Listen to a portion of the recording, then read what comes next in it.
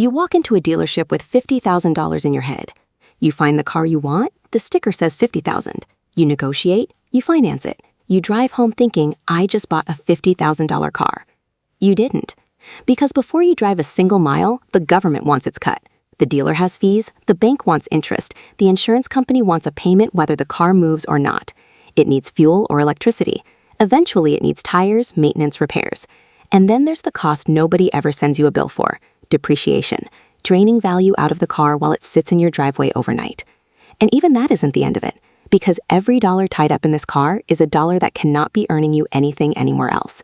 So what does a $50,000 car actually cost an American in 2026 over 10 years? $60,000? $80,000? $100,000? More than that? Today we're going to follow one $50,000 car from the dealership lot all the way to year 10. We're going to count every single dollar, because the number on the windshield may be the smallest part of this entire story. Let's start with the number everyone actually sees, the purchase price, $50,000. Now watch how fast that number moves. Sales tax gets added next, and it depends entirely on your state. Some states charge nothing, others charge close to 10%. As an illustration, at a 7% rate, that's $3,500 added right there. This is not a national average, it's simply an example so the math stays consistent from here forward. On top of that, there's state and local tax treatment of trade-ins, possible exemptions, and registration fees that vary by state and even by county. Your $50,000 car has already become a $53,500 purchase, and we haven't even mentioned financing yet. Stack on registration, title work, and dealer documentation fees, commonly several $100s on their own, and the number keeps climbing before the car has moved an inch.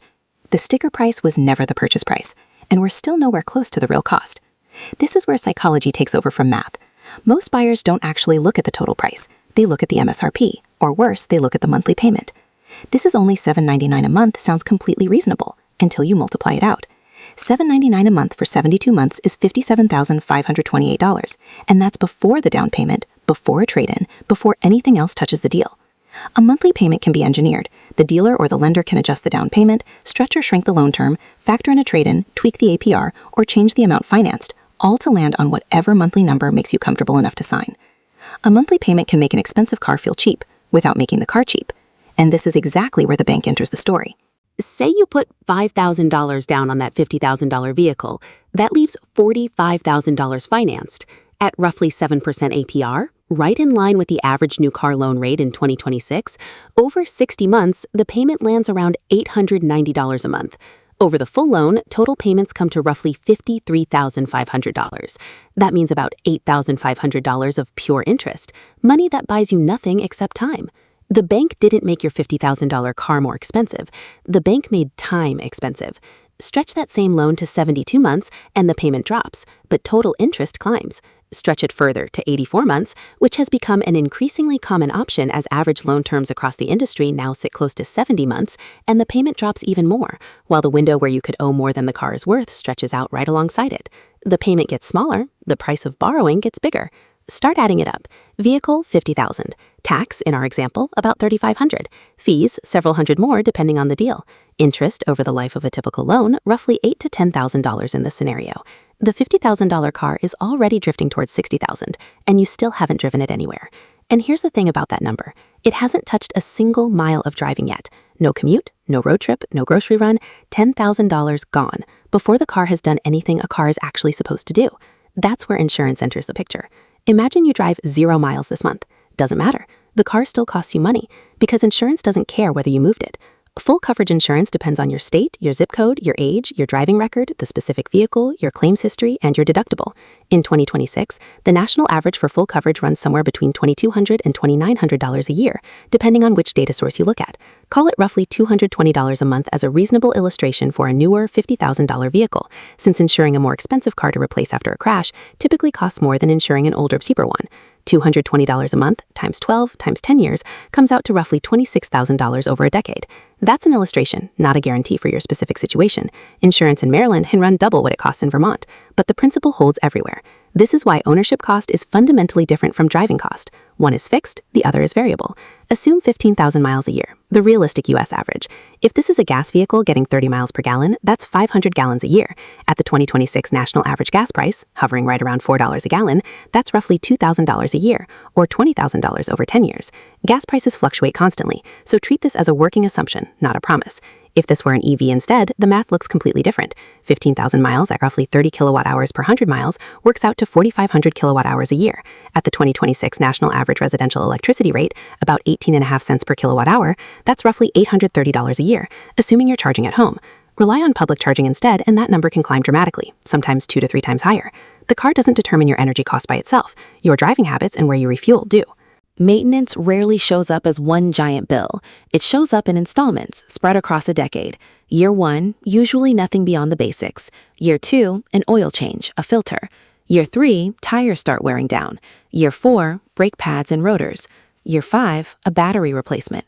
Year 6, a bigger service interval, belts, fluids, inspections all landing at once. There's no single honest number that fits every vehicle here because it depends entirely on the make, the model, and how it's driven, but split it into 2 buckets: routine maintenance, oil, filters, fluids, inspections, and wear items, tires, brakes, wipers, batteries, belts, depending on the vehicle. Maintenance doesn't usually destroy your budget with one giant bill. It quietly takes money from you one service appointment at a time. Maintenance is predictable, repairs aren't, and that's exactly what makes them dangerous to a household budget. A $50,000 vehicle, depending on its powertrain, can run into transmission issues, suspension work, electronics failures, cooling system problems, air conditioning repairs, sensor malfunctions, or drivetrain component failures. An EV swaps some of those for its own set of risks: battery-related components, power electronics, thermal management systems, charging hardware. This isn't a case for one powertrain over another. Every vehicle carries repair risk. The real question was never whether something can fail. It's how expensive the failure is and who ends up paying for it once the warranty runs out. Think of it as buying a lottery ticket you didn't ask for, bundled into every car purchase. Most years, you don't win anything, and that's good news. It means nothing broke. But some years, the ticket pays out a 4-figure repair bill you weren't budgeting for, and there's no way to know in advance which year that's going to be. And now we reach the cost that can dwarf everything we've covered so far. Picture this. You pay $50,000 for the car. Nobody takes another $10,000 out of your bank account the next morning. Nobody mails you an invoice. But 3 years later, that same car might be worth $30,000. Where did the other $20,000 go? Depreciation. Here's an illustrative curve. $50,000 new, dropping to roughly $40,000 after year 1, $34,000 after year 2, $30,000 after year 3, $27,000 after year 4, and around $24,000 by year 5. This is not universal. It depends heavily on the brand, the model, demand, mileage, condition, new car incentives, supply, evolving technology, and accident history. But the shape of that curve is close to universal for new vehicles. Depreciation is the cost of using up the economic value of the car, and here's where the economics gets genuinely interesting. Compare 2 buyers.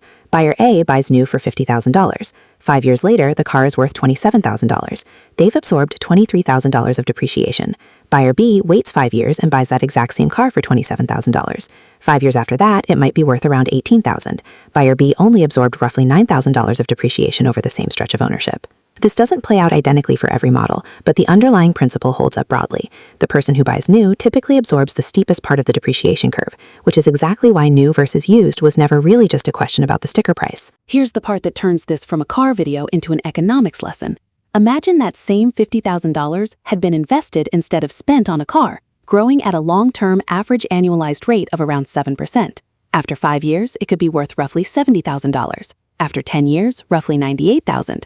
After 15 years, roughly $138,000. This is a hypothetical illustration, not a guaranteed return. Markets don't move in a straight line. Obviously, you still need transportation, so this was never really car versus no car. It's this: a $50,000 car versus a $30,000 car, with a $20,000 difference between them.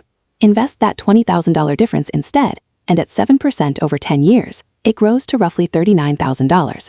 And that's before counting any of the monthly savings on payments, insurance, and fuel along the way. The opportunity cost isn't what you spend, it's what that money could have become. Let's put the pieces on the board together. Side panel: 10-year cost breakdown of a $50,000 vehicle. Purchase price $50,000. Sales tax and fees approximately $4,000 plus. Financing approximately $8,000 plus. Insurance approximately $26,000 plus. Fuel or electricity approximately $20,000 plus. Maintenance approximately $8,000 plus. Repairs approximately $5,000 plus. Depreciation, approximately $26,000 plus. I'm not simply adding every row together, because some of these figures overlap. This is exactly why we need to separate cash outflow from economic cost. The $50,000 purchase isn't a $50,000 economic loss, because there's still resale value sitting at the end of the decade. This distinction is where the analysis actually levels up.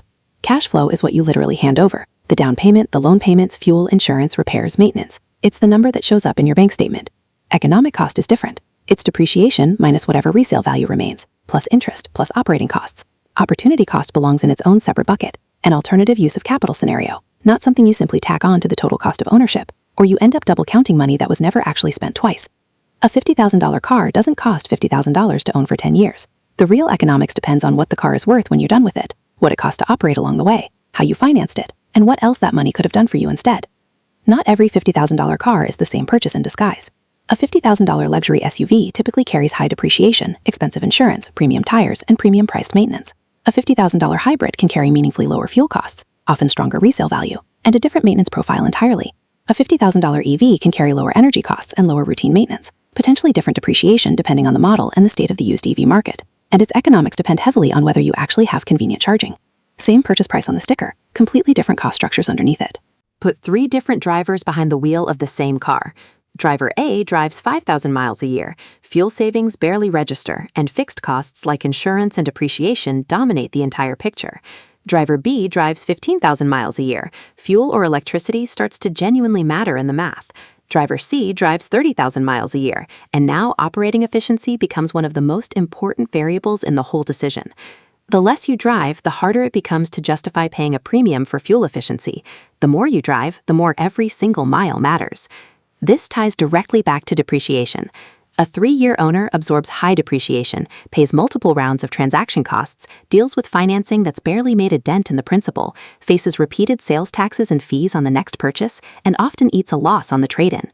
A 10-year owner spreads that same depreciation over a much longer stretch, eventually finishes the loan entirely and drives payment-free for years, faces far fewer transaction costs overall, and ends up with a dramatically lower annualized cost of simply having a car in the driveway.